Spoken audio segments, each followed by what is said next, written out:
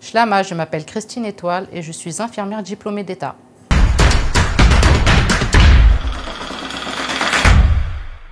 Alors, j'ai effectué un baccalauréat économique et social, puis j'ai passé le concours d'entrée à l'Institut de formation en soins infirmiers. J'ai intégré la formation en soins infirmiers en 2007 avec une formation qui a duré 3 ans et demi. Et j'exerce mon métier aujourd'hui au centre hospitalier de Gonesse depuis 13 ans.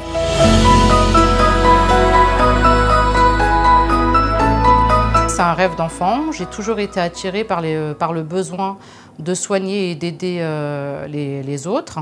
Par ailleurs, j'ai toujours été fascinée par le fonctionnement et les mécanismes du corps humain. Et d'ailleurs, je continue encore à l'être. On en apprend tous les jours.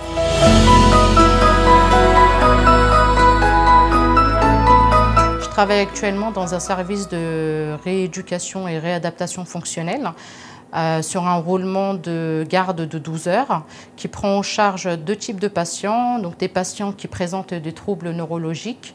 Les 2 maladies les plus prévalentes chez nous sont les accidents vasculaires cérébraux, les AVC et la sclérose en plaques. Donc nous accueillons les patients dans un premier temps. Nous recueillons un maximum d'informations sur leurs habitudes de vie, leurs pathologies, leurs antécédents médicaux et chirurgicaux et sur leur traitement. Ensuite, ils sont vus en visite médicale par le médecin et les rééducateurs.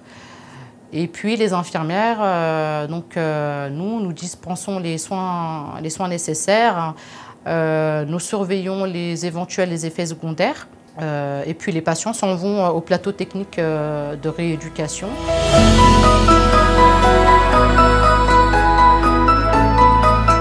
Alors, de manière générale, mon travail consiste à prodiguer des soins aux personnes hospitalisées de manière préventive, curative et palliative. Il repose sur 2 rôles principaux qui sont régis par les codes de la santé publique. Un rôle sur prescription médicale en étroite collaboration avec le médecin et un rôle qu'on appelle rôle propre de l'infirmière. Donc c'est un rôle en autonomie qui vise à assurer les besoins fondamentaux du patient, tant sur le plan physique que psychologique.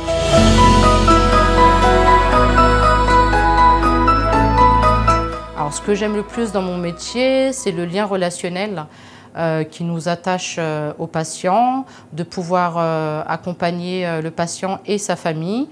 C'est de pouvoir donner en fait notre savoir-faire, c'est de voir l'évolution positive de l'état de santé du patient. On le voit arriver malade et on le voit repartir, dans le meilleur des cas bien sûr, on le voit repartir rétabli, voire guéri.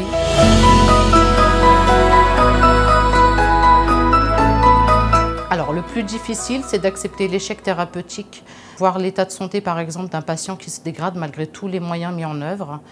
Au quotidien, on fait face à des difficultés telles que le stress lié à la charge de travail, la cadence de la charge de travail, les horaires décalés, le manque de moyens, humains et matériels aussi.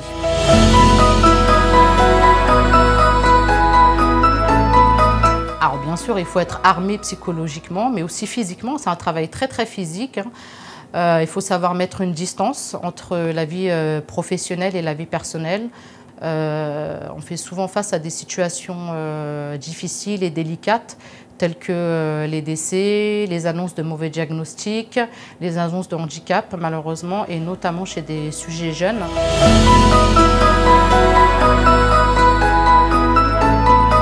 Alors, je n'ai pas vécu la période de Covid à l'hôpital, étant donné que j'étais en congé mater. En revanche, je peux vous dire que j'appelais souvent mes collègues pour les soutenir psychologiquement. Et elles me relataient que c'était une période très difficile, tant psychologiquement que physiquement. Alors à l'hôpital, ce qui a le plus marqué durant cette Covid, je dirais que c'est le nombre de décès qui a été très important et qui s'enchaînait.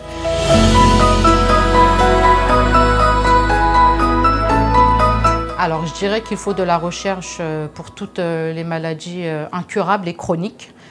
Et j'insisterai plus sur les maladies neurologiques et j'insisterai même sur la sclérose en plaques, qui est une maladie neurodégénérative pour laquelle nous n'avons toujours pas de traitement curatif aujourd'hui, donc pas de traitement qui guérit et qui est une maladie très lourde au quotidien.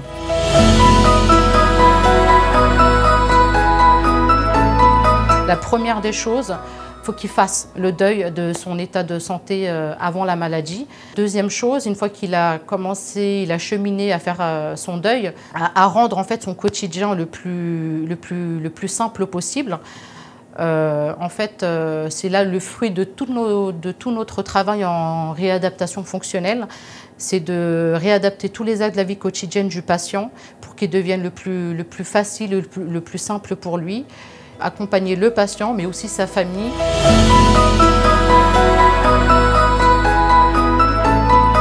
Tout est une question d'organisation et d'anticipation.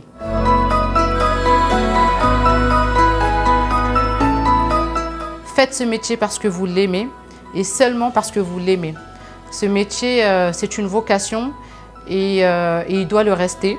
Donc mon mot de la fin, je dirais que exercer ce métier par amour et surtout par amour du prochain.